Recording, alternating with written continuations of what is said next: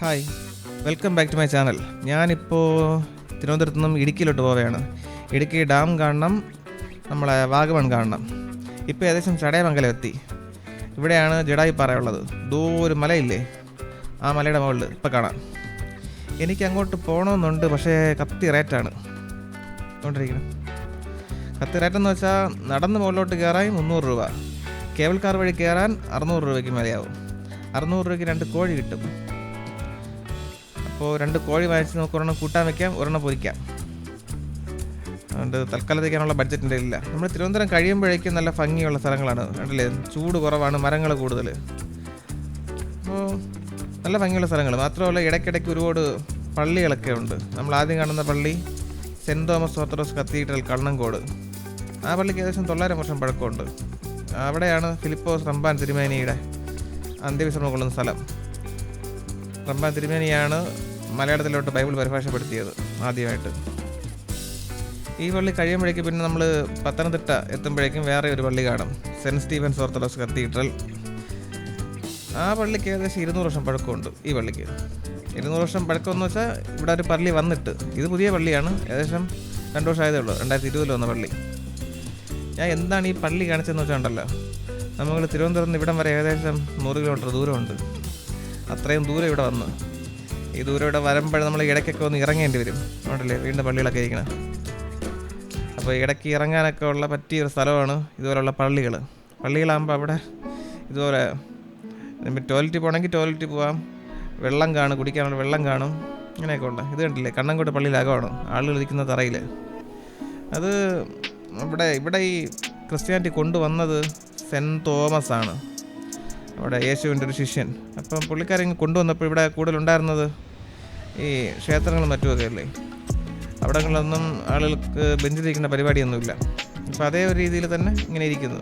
അത് മാത്രമല്ല, ഈ മിഡിൽ ഈസ്റ്റിൽ നിന്നല്ല ഇങ്ങോട്ട് വന്നത് ക്രിസ്ത്യാനിറ്റിയും. അപ്പോൾ അവിടെയുള്ള രീതിയാണ് മറ്റേ ഇസ്ലാമിലൊക്കെ ആളുകൾ നിസ്കരിക്കുന്നത് പോലെ തറയിൽ തന്നെയാണ്. പിന്നെ അങ്ങ് യൂറോപ്യന്മാർ തിരിച്ചിവിടെ വന്നപ്പോഴേക്കും കൊണ്ടുവന്ന പള്ളികളിൽ ആളുകൾക്ക് കൂടുതലും കസേരകളിലാണ് ഇരിക്കുന്നത്. അധികാരം തറയിരിക്കുന്ന ശീലമില്ല, CSI ഇല്ലേ, എല്ലാവരും കസേരകളിലായിരിക്കും. ഈ റോഡ് നല്ല റോഡാണ് കേട്ടോ. പക്ഷേ ഒരു കുഴപ്പം എന്താണെന്ന് വെച്ചാൽ ഇടയ്ക്കിടയ്ക്ക് മഞ്ഞ വരയുണ്ട്. അത് ഡ്രൈവറെ എണീപ്പിക്കാനുള്ള വരയാണ്. അതാണ് വര അതുകൊണ്ടിരിക്കുന്നത്. പക്ഷേ ഒരു കുഴപ്പം എന്താണെന്ന് വെച്ചാൽ ഡ്രൈവർ മാത്രമല്ല, വണ്ടി ഇരിക്കുന്ന എല്ലാവരും എണീക്കും. നമ്മൾ പ്രത്യേകിച്ച് ഈ ദൂരം ഒക്കെ പോകുന്ന ആളുകളൊക്കെ കാര്യമായിട്ട് പാടുപെടും, കുണ്ടി കാര്യമായിട്ട് വേദനിക്കും ഇങ്ങനെ വിറയ്ക്കുമ്പോൾ. ഇതാണ് പ്ലാച്ചേരി ജംഗ്ഷൻ. ഇവിടെ നിന്ന് വലത്തോട്ട് പോയ എരുമേലി എത്തും. വലത്തോട്ട് പോയ എരുമേലി, മുണ്ടക്കയം, വാഗമൺ, തൊടുപുഴ ഒക്കെ ഇതുവഴി പോവാം. പക്ഷേ നമ്മുടെ ഗൂഗിൾ മാപ്പിലുള്ള പെണ്ണുമ്പിള്ള ആദ്യമേ പറഞ്ഞു വലത്തോട്ട് പോകണമെന്ന്. നമ്മൾ കേട്ടില്ല. നമ്മൾ പണ്ട് വന്ന ഏതൊരു ഓർമ്മയിൽ വീണ്ടും മുമ്പോട്ട് പോയിട്ട് തിരിച്ചു വരണം. മുമ്പോട്ട് പോയപ്പോഴും പുള്ളിക്കാർ പറഞ്ഞു പുറകോട്ട് പോകുന്നു. നമ്മൾ കേട്ടില്ല. അവസാനം 8 കിലോമീറ്റർ കൂടുതൽ നമ്മൾ യാത്ര ചെയ്യേണ്ടി വന്നു.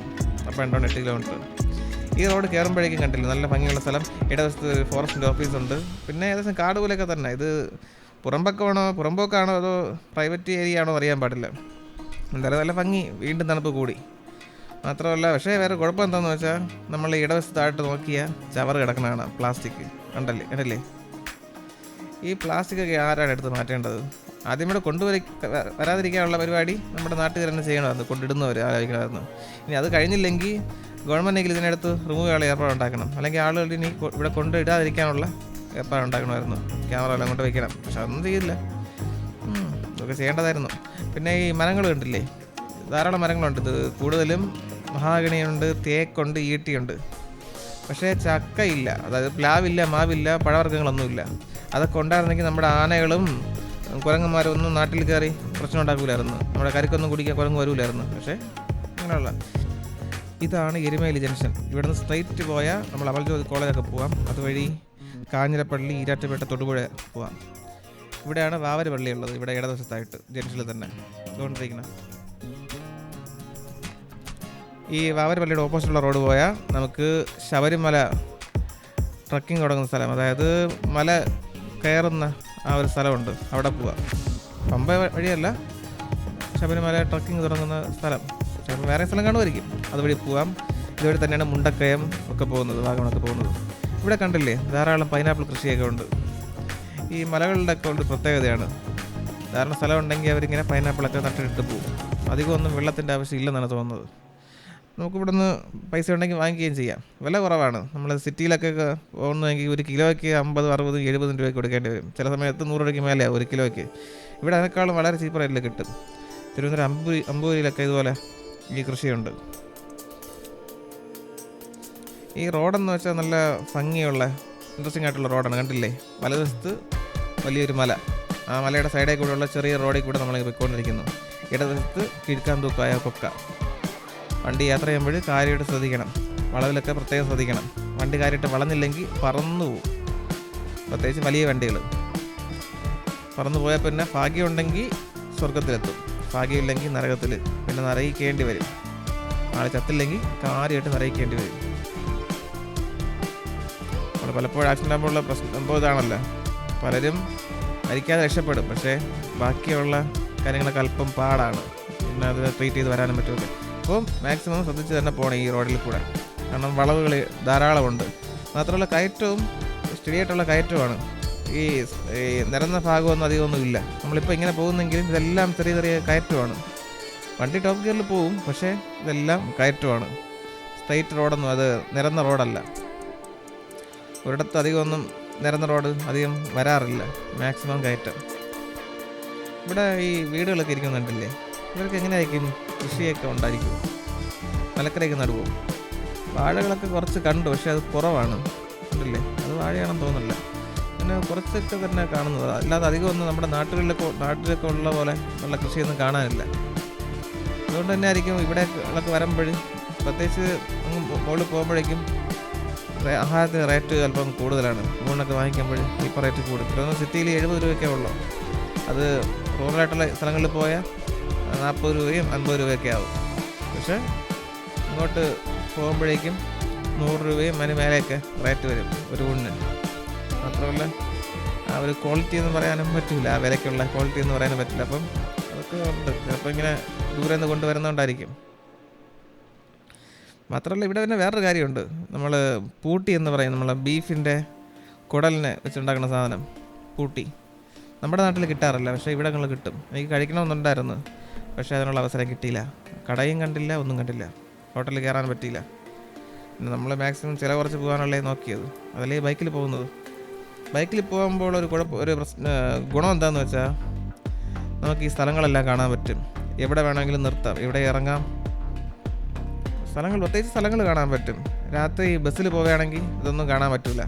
നമ്മൾ രാത്രി ഒരു 5 മണിയൊക്കെ ആകുമ്പോഴേക്കും ബസ്സിൽ കയറും. രാവിലെ നോക്കുമ്പോഴേക്കും നമ്മളിതുപോലെ വാഗമണോ മറ്റും എത്തിയിരിക്കും. ഇടുക്കിയിലല്ല, വയനാട്ടിൽ പോകുമ്പോൾ 5 മണിക്ക് അവർ അടിവാരത്ത് കൊണ്ട് നിർത്തും. പിന്നെ നമ്മൾക്ക് ഇതുപോലെ താമരശ്ശേരി ചുരം കണ്ടുകൊണ്ട് കയറാം.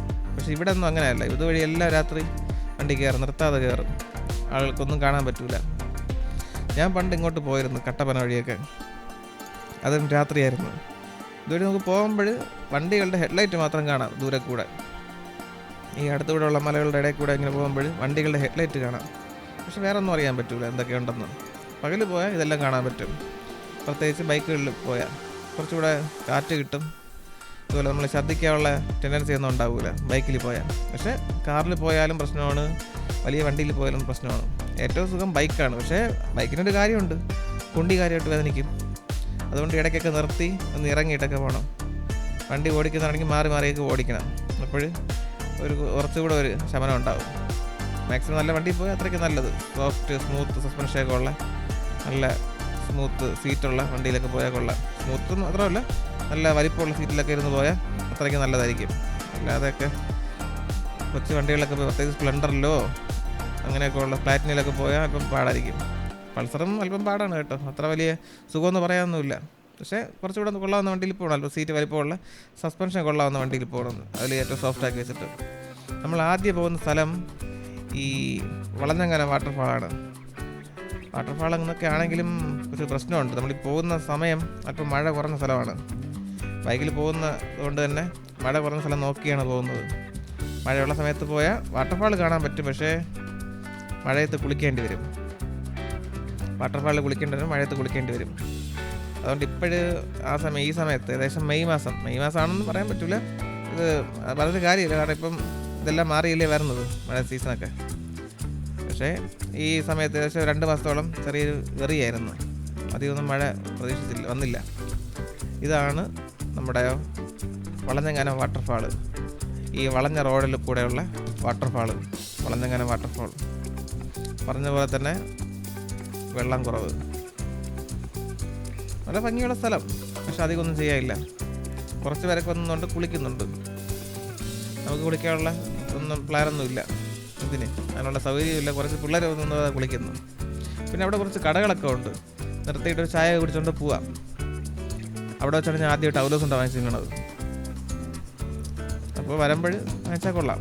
ഇങ്ങനെ എന്തെങ്കിലുമൊക്കെ ഒരു ചായയും ഒരു കടിയൊക്കെ കുടിച്ചുകൊണ്ട് പോയാൽ കൊള്ളാം. പിന്നെ ഇതുപോലുള്ള കുരങ്ങുകൾ കുറേ കാണും ഇവിടെയൊക്കെ പോകുമ്പോൾ.